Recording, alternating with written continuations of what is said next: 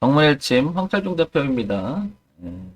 YBM 넷 한번 보자고 하시죠. 그냥 볼게요. 우리가 그 주가 분석을 할 때는 공통적으로 많이 이야기하는 것들이 있죠. 첫 번째는 가치 분석이라고 하죠. 가치 분석이라고 하고 재무제표 분석을 기본적으로 그죠? 재무제표 분석을 기본으로 한 뭔 얘기를 하냐면 기본적 분석이라고 하죠. 이걸 기본적 분석. 그래서 아시겠지만 여기에는 이 회사가 가지고 있는 내재적 가치에 대해서 이야기를 하고 그죠? 내재적 가치. 그래서 앞으로 성장성, 그죠? 성장성, 그 다음에 수익성, 그 다음에 안정성, 그 다음에 이 기업이 가지고 있는 뭐 활동성, 뭐 여러분들 찾아보시면 기본적으로 이런 내용들이 나와요. 그죠? 나옵니다. 이런 걸 바탕으로 해서 분석하는 게 가치 분석, 재무제표, 기본적 분석 이렇게 얘기를 합니다. 근데 황 대표는 차트를 가지고 거의 얘기를 하죠, 지금.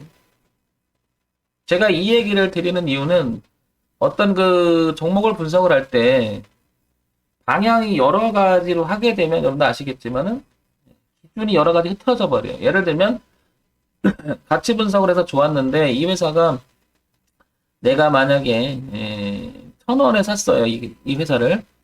근데 이게 이제 한 1,000원에 샀는데 800원으로 떨어졌다. 주가가 떨어지면 20% 빠지잖아. 예를 들면. 빠져버리면 누구나 다 불안해합니다. 그죠?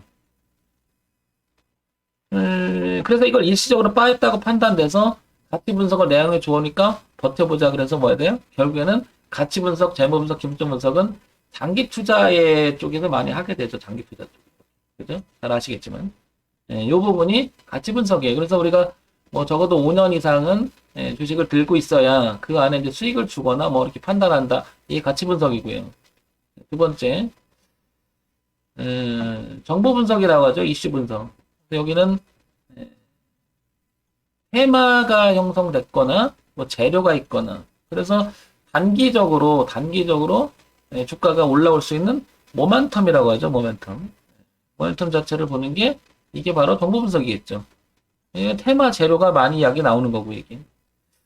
그 다음에 세 번째는 이제 가격 분석이라고 많이 하게 하는 게 가격 분석. 이게 바로 이제 차트 분석을 이야기하는 거죠. 이게 그죠? 이거는 이제 돈의 흐름을 이야기하는 거고, 그 다음에 수급에 대한 이야기를 하는 거고요. 소위 말해서 우리가 말하는 이제 뭐 지지와 저항. 그 이유는 이제 이 종목을 바라보는 사람이 엄청나게 많을 거 아니에요?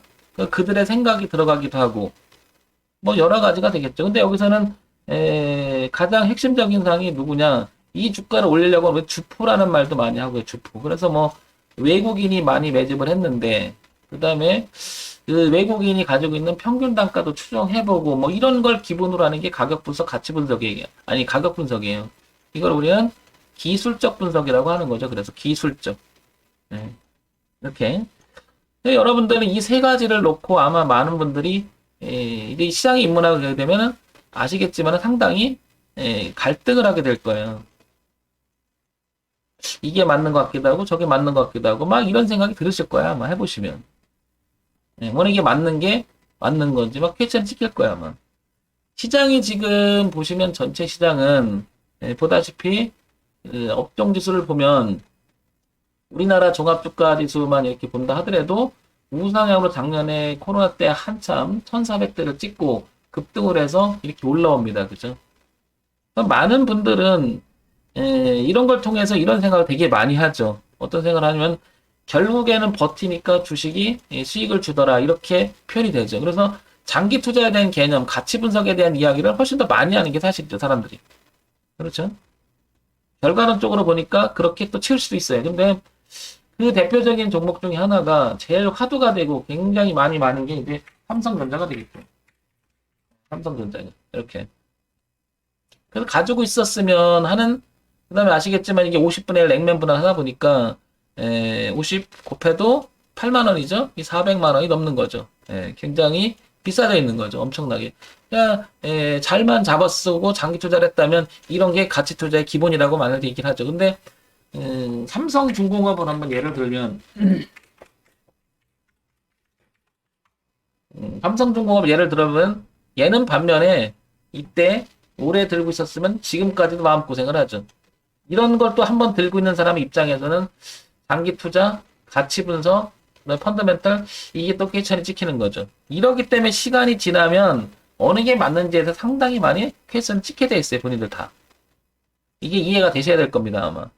그래서 저는 기술적 분석을 통해서 지금 YBM 넷을 물으셨잖아요. 한번 공부해 보자고. 기술적 분석을 통해서 가격이라고 하는 부분을 더 중시하기를 뿐이에요. 그러다 보니까 많은 분들이 지금 보시면서도 비판을 하시죠. 근데 또 반면에 또 좋아하시는 분도 있고요.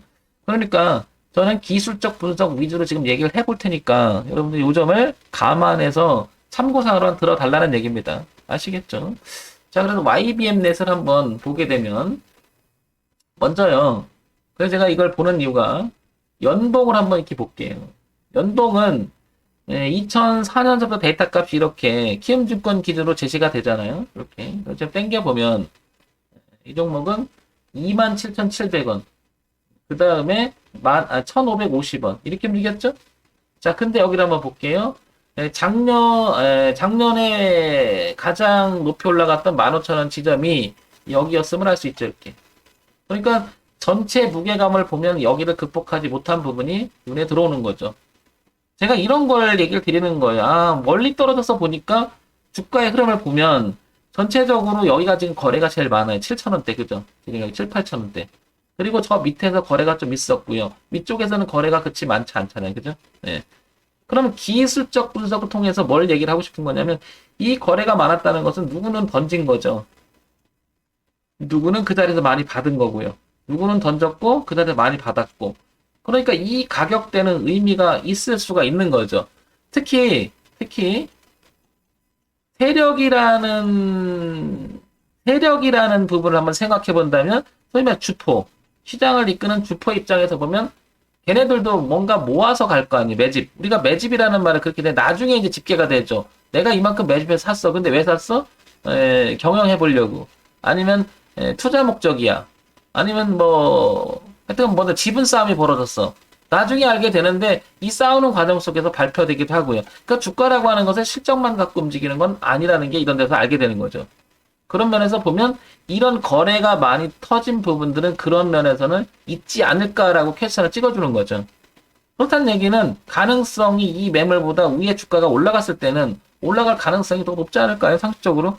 물론 페인트를 치고 떨어질 수도 있겠지만 일단은 많은 거래가 동반돼서 가격이 올라간다는 것은 누가 매집해서 갔을 확률도 있다라는 거죠. 그래서 기술적 분석이라고 하는 거예요. 추정해 보는데. 이 부분이 있고요. 그 다음에 월봉을 한번 볼게요. IBM넷을 월봉을 보게 되면 조금 당겨 볼게요. 이렇게 당겨 보면 여기서 월봉을 보게 되면 이제 대추세라고 하죠. 우리가 이렇게 내려오던 흐름이 바꾸기 시작한 자리가 바로 2014년에 여기서부터 바꾸기 시작합니다. 물론 더 가파르게 떨어졌죠. 근데 그 전에 보게 되면 이렇게 올라가려고 했었던 부분도 있어요. 그죠? 보시면. 그 다음에 이렇게 올리려고 한 부분도 있었고요. 이렇게 올리려고 하는 부분도 있었어요. 그런데 계속 고가가 낮아지면서 이 회사는 2005년, 지금부터 한 15년부터는 계속 바닥을 치다가 계속 내려가다가 이렇게 2013년께 잠깐 멈춥니다. 그리고 반등을 했는데 공교롭게 또 그 반등의 폭을 보면 어떤 자리인가 이렇게 보게 되면 전체의 거의 중간쯤이라는 걸 알게 되죠. 아, 그러면 이 YBM넷은 지금 이 자리를 넘어가는 것을 관건으로 삼네라고 하는 생각이 드는 거죠. 여기가 그렇게 힘드네. 그러면 이걸 보는 투자자 입장에서는 가치를 15,000원 이상의 가치를 일단 안 본다는 거죠. 그러나 그 밑에서는 무슨 생각? 아, 그 정도는 아니지. 이렇게 생각할 거고요. 자, 그래서 2019년에 한참 동안에 이 가격대를 두고 얘기를 했죠. 저항을 받았던 부분이, 야, YBM넷은 그 정도는 아닌 것 같아. 라고 누가 얘기했었고요. 근데 그때 거래가 터지면서 확 올리면서, 아니지. YBM넷은 이 가격보단 더 많이 가야 되지. 그만한 가치가 있지 않겠어? 그리고 지지를 하는 모습이 이렇게 나타나는 거죠. 따라서 여기서 알 수 있는 것은 뭐냐? 얘는 이제 여기 이 자리만큼은 깨지지 않기를 누군가는 지금 바라고 있다는 거죠. 그 나만 생각하는 게 아니고 시장에서 제시한 가격이라고 하는 거죠. 여기를 이제 지지화장 교차점이라고 얘기하는 거고 중요한 자리가 아닐까 이렇게 분석해 들어가는 걸 기술적 분석이라고 하는 거죠, 여러분. 근데 이게 좋다 나쁘다 맞다 틀리다의 문제가 아니라는 거죠. 생각해 볼 수 있는 문제가 있는 거죠. 오랜 시간 동안에 시장을 보고 차트를 보게 되면 이런 부분이 굉장히 중요한 부분이 있으니까 저도 얘기 드리는 거죠. 자, 그래서 다시 한번 얘를 보니까 월봉을 통해서 이 자리는 중요할 수 있겠구나라는 생각이 드는 거죠. 따라서 이 종목을 투자를 하겠다, 아니면 갖고 있는 사람들 입장에서는 저 가격대는 대단히 중요하다는 생각이 듭니다. 그래서 1차적으로 가격대를 보게 되면 얼마? 이렇게 놀았던 5,260원서부터 5,700원 사이가 이렇게 의미가 있는 가격대가 아닌가 보고요. 얘가 만약에 이렇게 이탈하게 되면 어떻게 될까요? 저항받던 자리를 지지를 만들어 놨죠. 이렇게 지지를 만들어 놨죠. 지지 맞고 갔는데 또 지지를 하니까 만약 꺼지면 어떻게 될까요? 매물이 될 수가 있는 거죠. 그러니까 이 가격대는 되게 중요하고 가지고 계신 분, 관심 있는 분, 그 다음에 신규 진입을 노리신 분들한테는 굉장히 중요한 가격대라는 거죠. 그 다음에 주봉을 한번 볼게요. 주봉을 보게 되면 자 이제 조금 땡겨서 보면 여기는 좀 전에 월봉을 통해서 중요한 가격대가 5,000원대라는 것을 생각해 봤어요. 자, 이번에는 주봉을 보니까 주봉은 이렇게 끌고 가고 싶었었어요. 그죠? 이렇게. 근데 이탈했던 가격이 여기입니다. 이렇게. 자, 그런데 공교롭게 또 거길 보니까 거래가 많았네요. 이렇게. 당연히 왔다 갔다 간 게 많은 거죠. 그러면 이걸 보고 어떤 사람은 여기서 매집을 해서 누군가가 매집을 해서 팔아먹을 수도 있죠. 위에서. 어쨌든 많이 산 사람이고 많이 팔았던 자기가 여기. 그럼 가격대를 보게 되면 얼마죠? 여기. 얼마? 8,300원에서 9,200원이 되는 거죠. 그러면 이렇게 생각되는 거죠. 올라오면 물린 사람도 많다는 거죠. 가격대가 많으니까. 그러면 이 물린 사람들이 던지니까 뭐 이거? 일단은 이거를 매물 저항이라고 우리가 얘기하는 거죠. 따라서 이 가격대 매물 저항. 여기는 어떻게 돼요? 지지하 저항이 있으니까 뭐 이건. 객관적으로 표시된 자리니까 여기 중요한 거죠. 그래서 지금 YBM 넷은 이 안에 갇힌 거죠. 이렇게 판단해 보건데. 그럼 올라오면 저항도 있고 내려오면 지지도 있어요. 신규 진입을 노린다면 이 부분을 기준으로 잡고 한번 기술적 반등을 노릴 수도 있고요. 그죠? 어떤 내용을 가지고 할 수도 있겠죠. 근데 올라오면 여기 저항이 하나 있다는 걸 감안해 줘야겠죠? 그러면 흐름상 이렇게 내려오는 그림하고 봤을 때는 이 안에서 브릿지로 지지한다 하더라도 저항값이 있는 거죠. 이렇게. 그래서 이 부분. 그래서 놓친 부분이 없나, 이 주식을 생각하는 분들 위해서 지금 얘기 드리는 거니까 참고하시라는 거죠. 황 대표가 지금 얘기가 절대적으로 될 수가 없습니다. 근데 이렇게 얘기를 하면 또 YBM이 가지고 있는 뭐 펀더멘탈은 얘기 안 하냐, 또 이렇게 얘기 나온단 말이에요. 그걸 또 다 하기는 너무 길고, 저는 그런 거를 분석을 해서 하기에는 제 능력 밖입니다. 그래서 이 부분을 참고해서 보시라는 거죠. 이것만 해도 충분히 할 수 있는 부분이 많으니까 얘기 드리겠죠. 한번 볼게요. 과거를 보게 되면 또 지나간 차트는 어쩌면 의미가 없다고 또 비판할 수 있겠지만 여기 볼게요. 이렇게 2014년서부터 2015년 이 가격을 보면 여기서 못 올라가냐 굉장히 힘들었었죠. 근데 이제 여기 넘어갈 때 어떻습니까? 올려놓고요. 밀렸을 때 지지를 하죠. 그리고 다시 급등을 시키죠. 그리고 여기를 지켜주지 못하니까 다시 내려오고 끝내는 저항을 맞고 또 한번 밀리게 되죠. 근데 여기 또 다시 저항을 맞고 지금 여기를 지지했었죠. 지금 이 자리가 그래서 무척 중요하다는 거죠.